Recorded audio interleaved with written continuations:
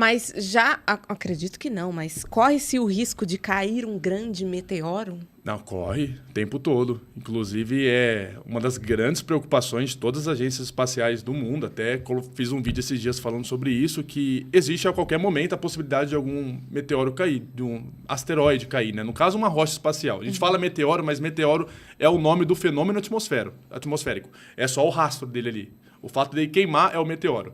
Mas esse pedaço de rocha que está queimando, ele pode não se queimar por completo e pode realmente cair na Terra. E cai direto, sempre cai, só que são pedaços pequenos. Mas, por exemplo, a extinção dos dinossauros foi um caso desse.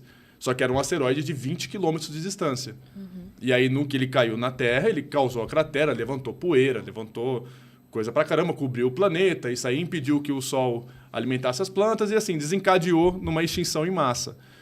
E assim, hoje tem 38 mil asteroides com potenciais de risco de cair no nosso planeta, que são corpos que estão vagando por perto aqui do planeta.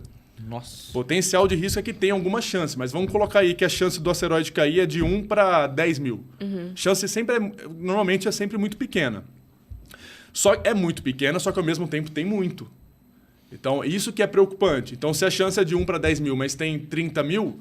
Quer dizer o quê? Que, então um vai, porque um está nessa probabilidade. Mas aí, nesse caso, eles estão rodando, igual você falou. Estão próximos aqui rodando. Eles estão próximos. O que pode acontecer? Eles mudarem o trajeto ou acontecer alguma coisa que puxe? Tá, interessante pergunta. É porque, assim, eles não estão rodando em volta da Terra. Ah, tá. Eles estão rodando ali em volta do Sol também. Tudo que está no sistema solar está dando voltas em torno do Sol. Então, alguns trajetos não, tipo assim, durante a volta que a Terra dá em torno do Sol, tem determinados momentos que ela passa muito próxima de alguns asteroides. E esses que são os potenciais de risco. E aí, desses 38 mil que tá nessa área de perigo aí da Terra, 10 mil deles têm um tamanho maior do que 1 quilômetro. Então, são asteroides já grandes. Não tem 20 quilômetros igual do dinossauro, mas algum pode ser que tenha. E está sempre descobrindo asteroides novos. Sim.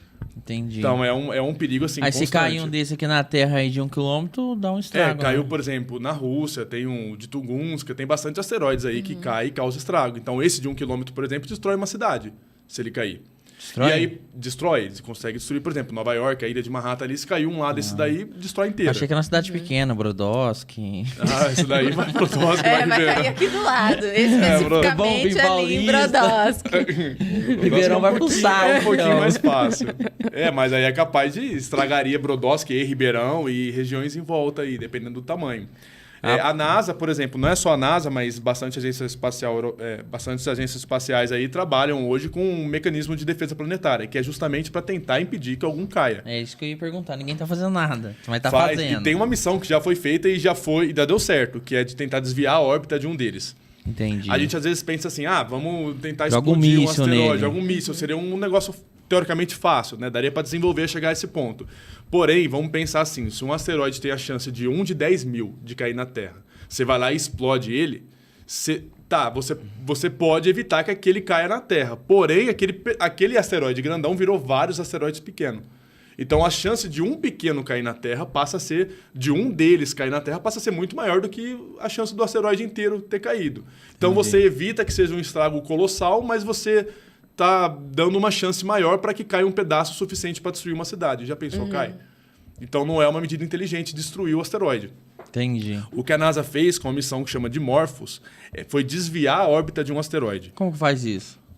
É quase que explodindo o asteroide, só que você vai mandar um detonador, que no caso é uma sonda mesmo, que vai colidir, como se fosse uma sonda suicida, só que com uma carga ali que não é suficiente para estourar o asteroide, só para causar o impacto.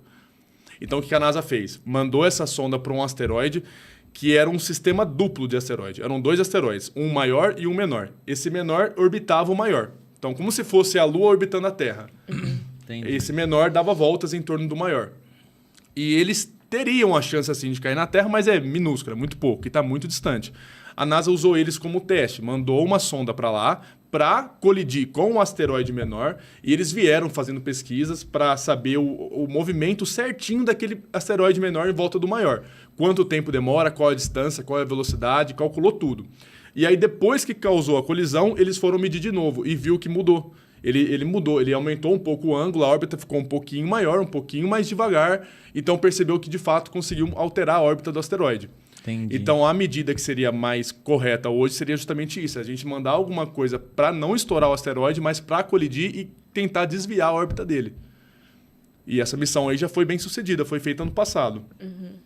É uma sonda do tamanho de um carro.